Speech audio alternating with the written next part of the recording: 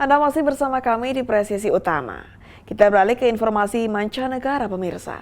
Diaspora Indonesia di Amerika Serikat ajukan permohonan agar pemerintah Indonesia mencabut larangan perpanjangan paspor bagi WNI Indonesia tanpa dokumen. Berikut kita simak laporan Randy Wijaksana dari VOA.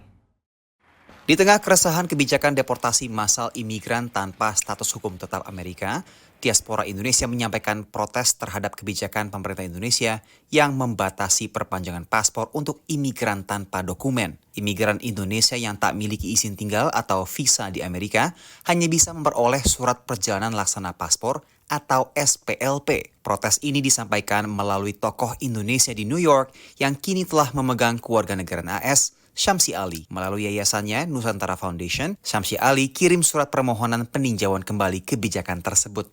SPLP itu kan sebenarnya surat untuk perintah jalan pulang sih. Jadi diberikan ketika sudah akan pulang. Nah ini kan bisa menjadi kecurigaan teman-teman kita, ini jangan-jangan ada kolaborasi sebenarnya dengan pemerintah setempat untuk mendeportasi saudara-saudara kita yang ilegal. Gitu ya. Jadi SPLP bukan solusi, dan itu juga bukan pengganti paspor yang akan diakui dalam negara Amerika.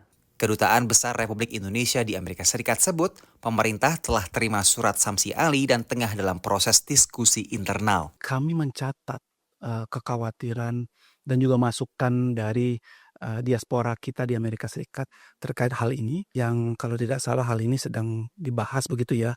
Semoga kita bisa mendapatkan suatu solusi yang juga mengedepankan dan melindungi kepentingan WNI diaspora Indonesia di Amerika Serikat dan di seluruh dunia begitu. Per bulan Mei 2025 ini pemirsa, pemerintah Amerika Serikat perketat aturan perjalanan pesawat terbang domestik. Penumpang wajib melampirkan Real ID atau identitas resmi yang dikeluarkan negara bagian seperti SIM dan juga KTP.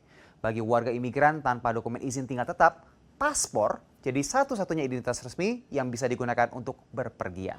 Analis juga mengkhawatirkan status dan konsekuensi hukum diaspora tak berpaspor jika terdampak deportasi. Jadi ketika seseorang tidak memiliki paspor, tidak memiliki identifikasi kewarganegaraannya, itu sama seperti negara yang stateless. Jadi negara yang benar-benar, jadi di sini seseorang tersebut bukan tidak bisa tinggal di Amerika Serikat, tapi juga tidak jelas kewarganegaraannya, ditakutkan seperti itu. Dan nanti juga ditakutkan seperti ICE atau pemerintah Amerika Serikat akan bingung juga ini nanti dibalikinnya kemana. Sebagian diaspora tanpa dokumen yang memiliki anak yang lahir di Amerika bisa dapatkan kewarganegaraan ketika anaknya beranjak dewasa. Teman-teman kita sudah punya anak, kemudian anaknya berumur 18-21 tahun dan sudah bisa kerja, anak ini bisa mensponsori orang tuanya. Tapi salah satu persyaratan untuk disponsori kan paspornya masih harus hidup kan. Nah kalau tidak berlaku gimana? Atau misalnya dalam proses dia mencari kerja, tiba-tiba ada satu sponsor yang akan mensponsori dia. Tapi kan persyaratannya paspornya harus berlaku. KJRI New York perkirakan ada sekitar 80.000 WNI di wilayah kerjanya. Sebagian diantaranya adalah imigran tanpa status tetap. Dari New York, Randy Wijaksana, VOA. Presisi Utama akan segera kembali, tetaplah bersama kami.